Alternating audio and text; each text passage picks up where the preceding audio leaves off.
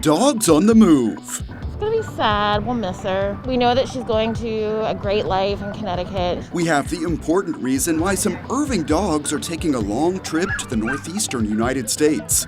See the special story of some volunteers making a big difference. Tree time. Trees are just a beautiful part of nature. I do love it. The city hosts an Arbor Day celebration, and we are hearing what leaders are saying about the city's tree program. Plus, what residents should know before watering their lawns, and when we might expect Irving's visitor industry to thrive again. Now on City Source.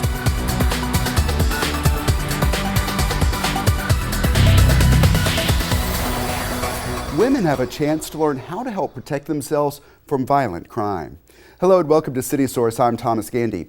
We will preview some police classes coming up, but first a touching story of how some Irving dogs are on the move, finding homes many hundreds of miles and many states away. We found out more about this renewed initiative and how you can help. This is a tough morning for Pippa. It's not any easier for her foster mom, Valerie Watson. They are about to say goodbye. It's gonna be sad. We'll miss her. Good to see you again. Valerie is joining other pet fosters in this fast food restaurant parking lot as they prepare to put the dogs they have been caring for on a vehicle that will take them to their permanent homes. Oh, my heart is broken. She's so sweet and quirky, so I'm sad to let her go, but I know she's going to a great family, so that's a good thing. It's a good thing. You are helping families come together. It's wonderful. It's wonderful. She has her eyes on everything. Oh yeah, she's very observant. The journey will take the dogs about 36 hours to the northeastern United States. The DFW Humane Society launched this program in January to help Irving dogs find homes there. There's a much greater demand for pets in the Northeast. You're in New Hampshire. What are the conditions there that cause there to be a shortage of adoptable animals? It's crazy, isn't it? I know you have the opposite condition in Texas. Both rescue organizations and potential adopters see the challenge. There in Connecticut, how tough is it to find a dog? It's a fairly limited supply. More people in the Northeast have their pets spayed or neutered, so they don't have a problem like we do here in the South, where there are a lot of unwanted litters. And the result of that big push has created a increased demand and low supply. It's okay, sweetie. This transport initiative works to balance that supply and demand. It builds upon a program volunteer Amanda Rainey launched in Irving years ago. It's a lot of time and it is a lot of effort, but it does really bring me a lot of joy. Seeing dogs that are here for 5 and 6 months in a shelter with no applications and then they get picked, within a week of being pitched to our transport partners is probably the most satisfying kind of thing. I can imagine it can be lonely for the dogs, here in a shelter. Here's how the program works. First, they work to identify the right dogs for transport. Every Saturday we are here. They bring out just about every dog. We're excited to pair him up and see how he interacts. And observe everything. Nope. The dog has to be animal friendly. Oh, got distracted. Gotta check my P-mail. They're also looking for dogs that are hardy temperaments, right? Because if you're gonna be on a transport, whether it's 2 days or the 5-day transport, you've gotta have some security, right? So we don't want dogs who are super nervous or skittish. We want dogs that are super happy-go-lucky like these two nuts here. Step 2, they connect with rescue organizations in the Northeast and share what they have learned. We do a great job of taking some photos. We'll take videos of them. Shayla and Shiloh are just taking a little break. We find out information about the dog, and then we're able to, before the dog even leaves Texas, do a really good job of matching it with a few families here so that when it arrives, there's already families eager to meet the dog. Step 3 is a critical one, and it's one where the DFW Humane Society needs some help. It's time to find a local foster. So we're always looking for, recruiting, trying to find fosters who are able to open their homes, to these dogs. Give me your paw. Oscar. Oh, smart boy. Beyond helping the dogs with socialization and other skills, being out of a shelter before transport is a requirement of some state and federal codes. Animals do have to stay in a foster home for a minimum of 2 weeks before they're allowed to travel. We want to make sure that once that animal gets on transport, it's not harboring any illnesses that in close confines could infect other dogs along the way. So it's just another safety measure that we have. He's like a big teddy bear, which I love. Otherwise, fosters get to have fun and enjoy the company of a dog. Some of our staff and volunteers are referring to it as pet sitting, which is really what it is. The DFW Humane Society pays for food and required veterinary checks. For each dog to be able to transport, they have to have what we call the doggy passport, which is a health certificate. In some cases, they have not been able to find fosters like the ones you see here. That drives up expenses. The not so optimal solution that we have is we can put dogs in boarding. However, in order to best set them up for success, we prefer that they go straight into a home. That way we can see how they act, once they're acclimated into a normal kind of life. Next, it is time to transport. And that brings us back to this parking lot. Pippa's foster mom is getting ready to say goodbye after they have spent 2 weeks together getting to know each other in the earliest weeks of her life. We have 2 dogs ourselves at home, and the 3 of them have just been having so much fun playing together. I just want her to find a good home and have a great, loving family that'll raise her. Telling her she was beautiful and was going to have a happy life. Ready, baby girl? For some of these dogs, the long road ahead is nothing compared to the one traveled. I want to help them all. Irving Animal Services picked up a couple of these dogs as strays all the way back in September. They soon transferred to the DFW Humane Society. The majority of the pets that we transfer for the program come from Irving Animal Services. That's helping to keep the live release rate for animal services at 90%, higher than many municipal shelters. And you have a pretty ambitious goal this year. Yes, our goal really is to rescue about 150 additional pets this year using the transport program, and we're really on track to do that. All great numbers, but for the people involved in this program, nothing beats the experience for both fosters and rescue groups. When I was at the transport pickup for Aria on Saturday, we were all in tears, and we've done it a million times. It's very emotional. Welcome to New England. Ready to foster again? Yeah, I'm actually fostering, I think, in a couple of weeks. And what's the best part about fostering? Just knowing that you saved a life. She stayed to see Pippa leave on her way to her new life. So we're so happy to show you this connection. Who is that you have with you? This is Pippa. Pippa, can you sit?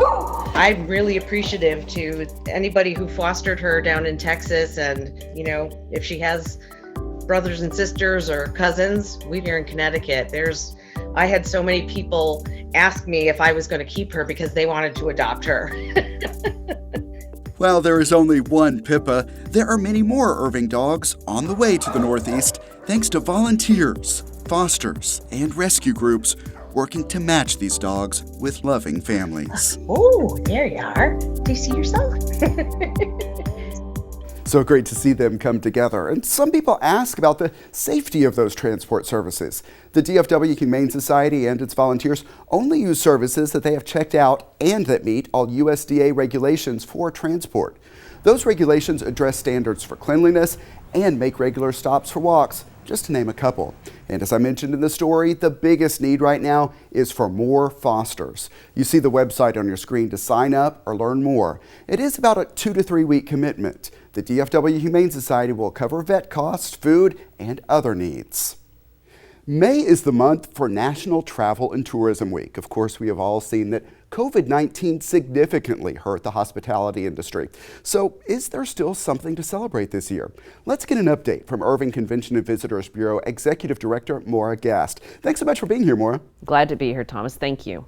There is so much to cover here, and let's start with the good news. I see you have some events returning to the Irving Convention Center and local hotels. How's it looking? It is starting to look a lot better. It has been a really rough 14 months, but events are starting to come back a little bit at a time, and with every group that comes back, I think collectively every event organizer is first relieved that everything goes well, and then second, really grateful to see people together again and see that it can be done and it can be done safely. Even so, COVID is still out there, so what safety measures are in place? There's a wide range of safety measures that everybody's putting in place. Each hotel has its own set of standards. For us at the Convention Center, we have been blessed through some CARES Act funding to be able to purchase a lot of things, including these Clorox 360 sanitizing machines, UV lights that go on the escalator, handrails, a lot of plexiglass. So there's plexiglass now at the concession stands, on all of our portable bars, in our offices, just about everywhere where there's ordinarily going to have been more of a face-to-face encounter between a customer and one of our service people. Buffets, so food buffet stations are being set up differently. And then a lot of groups are just making sure there's a lot of time between, like if you had a typical conference setting where there was session after session and break time, those break times are being extended to allow for more cleaning in between. And let's get the broad overview on a couple of areas in your industry. First, hotels. We know they are important to generate both jobs and hotel occupancy taxes. How are they doing right now? So again, with the hotels, they're starting to come back. You know, a year ago when things bottomed out, we were sitting in the mid-20s from an occupancy standpoint. Typically, we'd be in the mid-70s, particularly during the middle of the week. We're starting to get a little bit of business back, so we're hovering now around the 50s, mid-50s. Some of that's been oddly influenced. So we've had a series of things that have happened over the last 6 months between the unfortunate influence of hurricane evacuees last September and October. We had the benefit of Major League Baseball establishing its World Series bubble here. Then we had, another unfortunate attendance thing with the winter storms, and now we have a lot of insurance adjusters in town helping people post-storm. So we've got a lot of mix in the business that isn't ordinarily there, but beyond that, we're definitely seeing levels return. But before that, when you saw those dips, what is the impact of those lower hotel occupancy taxes coming into the city? Yeah, I mean, it's an impact for everybody. So the hotel occupancy taxes fund our operations at the Convention Visitors Bureau. They fund the convention center's operations. They fund the Irving Arts Center, all the museums, including the new Irving Archives and Museums. So we've all really been having to scramble. I know in our case, we basically have cashed in our reserves in order to keep operating. And obviously it's important to keep operating to get what revenues we can continuing to come in town, but to make sure that we've built the pipeline for the future. Also, let's talk restaurants. How are they doing? Restaurants have had a really, really rough time, and thankfully a lot of people in this community have stepped up and done a lot of takeout or home delivery. But our restaurants were first shut down and limited, and so a lot of them just had to reinvent how they did things like takeout and delivery. And a lot of them have been able to do that and have built up a really good business for that. I think over the course of the next year and a half, you're going to see a lot of restaurants trying to decide, how much of their core business is going to return and how much strength can they get or maintain or sustain, actually, really, through the takeout and the delivery. The state legislature has been very helpful on that front, allowing them to also add, in addition to takeout meals, take out alcoholic beverages, and that wasn't allowed before. The legislature is now going to make alcoholic beverages to go permanent. So the important thing for our restaurants is the markup in those kinds of sales. There's a lot less labor involved and a lot more markup involved. So that's an important profit center, and that helps our restaurants a lot right now. It's also killing them that nobody's back in the office buildings yet, and that's part of the challenge too. So not only our hotel guests at a minimum, but we also have those office tenants, which really provided a lot of the weekday lunch traffic as well as our midweek nighttime traffic. Recognizing those challenges, it is time to get out your crystal ball. How long do you think it'll take to get things back to where they were pre-pandemic? Thomas, that's a great question, and I really wish I had a solid answer, but I think from an occupancy standpoint, it's going to take us into next year before we see that, and by all estimates, it's probably 2023 before rate returns fully. The good news is rate hasn't dropped in our hotels because of a rate war, and that's really, really important. This wasn't a price war that started and led to everybody dropping their rates. Part of the reason our rates are where they are right now is just that there's a core traveler who's probably always been paying that same rate, but for an extended period of time now, they were the only traveler for the most part in our hotels. What we have seen that's helpful and has been helping us through that, again through the benefit of some CARES Act dollars, we were able to launch a series of online digital campaigns to drive weekend travel, to drive staycations, to drive safe meetings, and we've seen really, really good results. Our weekend occupancies right now are hitting that 70% mark, which is almost unheard of for Irving, and it's largely leisure travelers who haven't had the benefit of concerts or any of those other activities to drive that travel. They're coming, to see a different four walls, and we're grateful for that. So some positive notes to end on. And as we wrap up, along with marking National Travel and Tourism Week, I know you are celebrating 30 years with the Irving Convention and Visitors Bureau. My sincere congratulations on that. It's always a pleasure to work with you. And thanks for being here today. Thanks, Thomas. It's always a joy to work with you guys, and I appreciate it. And it's been a while since we have done one of these calendars, but seems like a good time to get back to this. Here is a look at what is coming up at the Irving Convention Center. May 7th through 9th is the USA Women's Wrestling Nationals. May 12th is the Graphics Pro Expo. And May 23rd is an event where you can buy and sell sneakers. It's called the Sneaker Exit. Find a listing to all public events at irvingconventioncenter.com.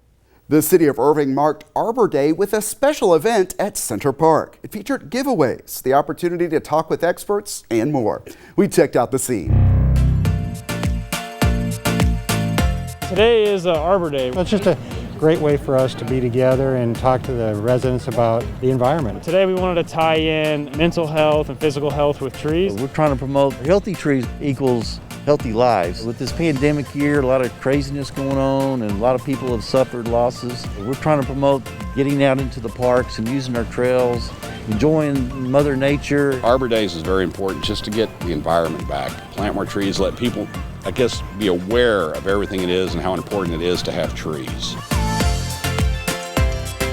We have 300 trees that we're giving away. They're seedlings. They're 5 different species. Thank you so much. It's really good for the people to get out here, especially now that things are starting to green up, and things are starting to brighten up. I originally came from Germany, was relocated to Texas, and also chose Irving because it has trees. And that was for me a reason to move here. We want to let people know that we're very proactive in the trees. We're only cutting trees down when we have to, and we have a tree farm that we're actually using to grow trees and replace the dead trees that we have to take down, so we'll have an urban forest for the future. They just replanted a tree from the tree farm here, so you can kind of see what our farm produces. I think we got the finest parks and the arborists, our tree farm. The city of Irving does such a good job, going through and taking care of the trees in the parks. Big shout out to our parks department, doing a great job.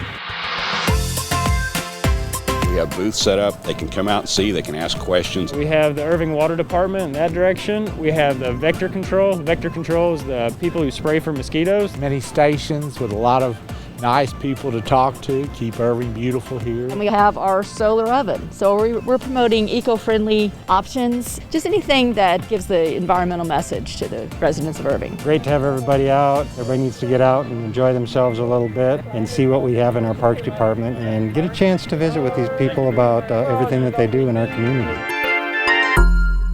On a related note, Atmos Energy is asking anyone planting a tree to call 811 at least 3 business days in advance. The company says utility lines may be just a few inches away from the surface. After calling 811, locators will visit the dig site and mark the approximate location of underground utility lines. Once those lines are marked, Atmos says it is safe to begin digging around those marked areas. Staying with some environmental topics, Irving's annual time of day watering restrictions are now in effect. That means it's a violation of city ordinance to water between 10 a.m. and 6 p.m. That's when evaporation rates are the highest. And throughout the year, keep in mind that residents and businesses are limited to watering twice per week. For people in even-numbered addresses, watering is allowed on Tuesdays and Saturdays. For people living in odd-numbered addresses, the days for watering are Wednesday and Sunday. Irrigation is prohibited for everyone on Mondays, Thursdays, and Fridays. The team at Irving Water Utilities says that on those days, the water storage tanks essentially recharge to get ready for the higher demand of irrigation days. The Irving Police Department is once again offering free rape aggression defense classes, and those sessions fill up quickly. Here to talk more about RAD and what participants can learn is Sergeant Richie Miller of the Irving Police Department. Thanks for being here. My pleasure. First, what is RAD? So RAD is an acronym for Rape Aggression Defense, and it's a self-defense course that we teach to girls and women here in our city to help give a little bit of, I'll say a little bit of confidence, but some thought processes and some physical attributes to use in situations that nobody looks forward to and nobody wants to be involved in, but to help them defend themselves if being attacked, for lack of a better way of putting it. And beyond the self-defense skills, you're also trying to make a positive impact on self-confidence. How does that happen? So it's interesting. When they come into the class, most of the attendees are pretty timid when they walk in the door that first day. But as they go through and they learn the concepts and they practice the concepts, you can see the growth. And by the time they reach the fourth day of the program, they're ready for pretty much anything. You can see it in their faces, you can see it in their actions. They've picked up a skill set and they're ready to move forward with it. And once the classes are over, do you ever hear back from students, maybe even with some success stories? Yeah, actually we have. In fact, about a year and a half ago, a young lady who had been through the class a couple of years ago, she was a student at a university down in the southern part of the state. She'd gone into a restroom at a public place and she was attacked, unfortunately, by a young man there in that restroom, and she used the skills that she had been taught in RAD and fought off the attack and was able to gather enough or have enough information about him to where the local police were able to pick him up and make an arrest. And she attributed every drop of that to having attended the RAD class. Certainly fortunate that that case ended up well. And so who can and who should sign up for RAD? So 12-year-olds on up. We've had ladies in their 60s and 70s go through the class. The class is for anyone who wants to attend it. Some may not feel comfortable using those physical skills, but those who want to learn physically how to defend themselves and to get away from an attack, it's a tool for them. So yes, 12 to on up. All right, and let's put up the information. The dates in May are already full, so let's look at the others. June 28th through July 1st and August 2nd through August 5th.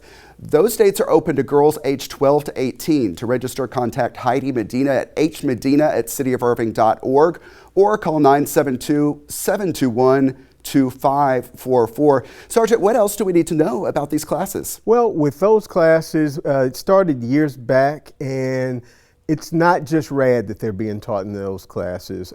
People from our Family Advocacy Center, as well as some other organizations, come in. There's more of a holistic approach there. They learn about self-esteem, about dating and what's proper, what's not proper. Obviously, they get the RAD stuff. So there's a wider approach because we want to pour into these young ladies and give them the best information we possibly can so that they can have some positive experiences. An important program, and it is all free. Sergeant Richie Miller, thanks so much for being here. Thank you. And now to news of another police program to increase safety. IPD will be hosting a child passenger safety seat inspection event. The National Highway Traffic Safety Administration says 3 out of 4 child restraints are used incorrectly. And when they are used properly, they are very effective at reducing fatalities. The car seat inspection event is Saturday, May 15th at the Family Advocacy Center. It is important to point out that appointments are required.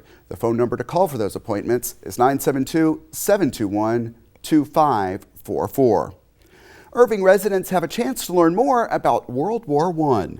The Irving Archives and Museum is the premier venue for this exhibit that will travel nationally. It's called World War I America, and it's described as an immersive look at the transformative years of 1916 to 1920 in this country.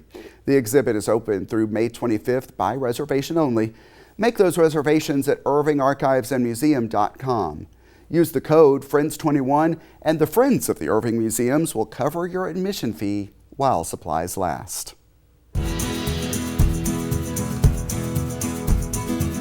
It's time now for our Pets of the Week, so let's get a virtual visit to the Animal Care Campus. Michael Whiteside is with the DFW Humane Society. Great to see you, Michael.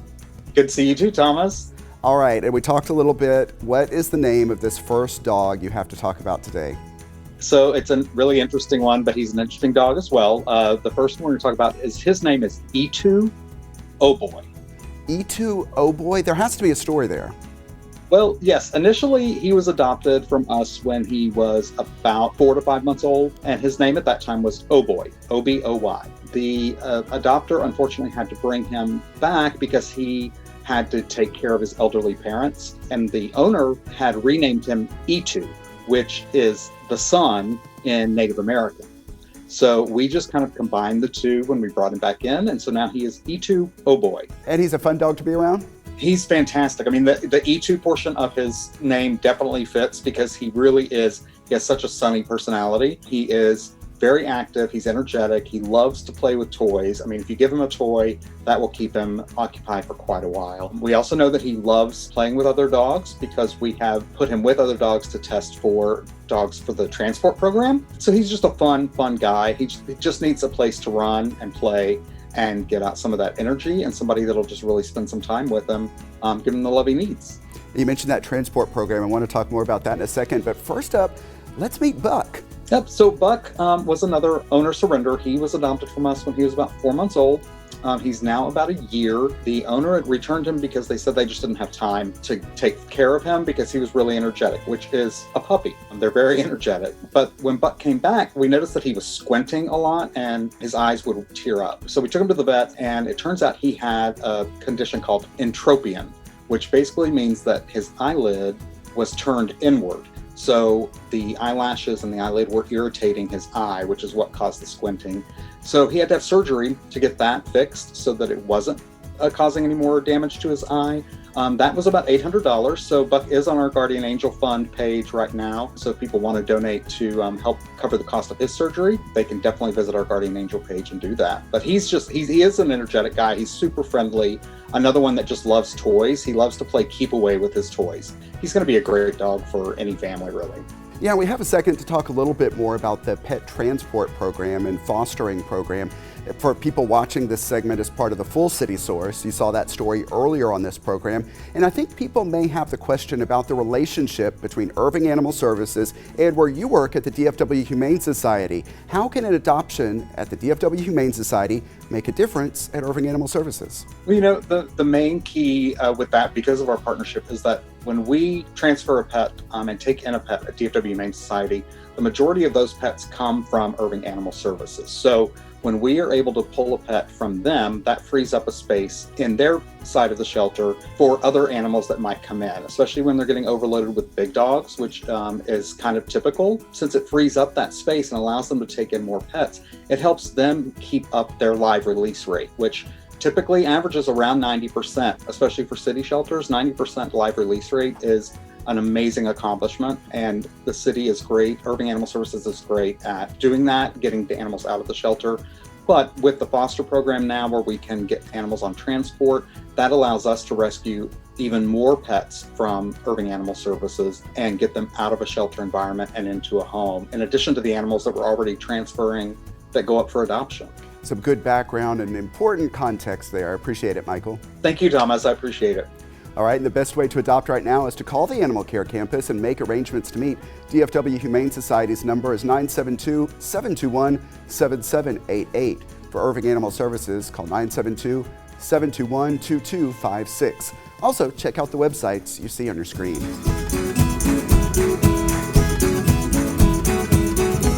Results of the municipal election are coming up next time on City Source. Plus, members of a new organization called the Interfaith Alliance of Irving get together to make a difference for the planet. Those stories and more are coming up next time on City Source. Remember, you can always email us your thoughts on our stories. The address is ictn@cityofirving.org. Also find us on YouTube. Our channel is at youtube.com/thecityofirving. Subscribe and you can get notifications when we upload new videos. And we always appreciate the likes and positive comments. That's it for this edition of City Source. Thanks for watching, stay healthy, and we'll see you next time.